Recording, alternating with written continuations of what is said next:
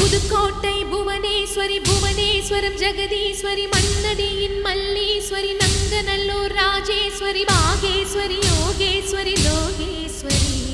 Melmalayanur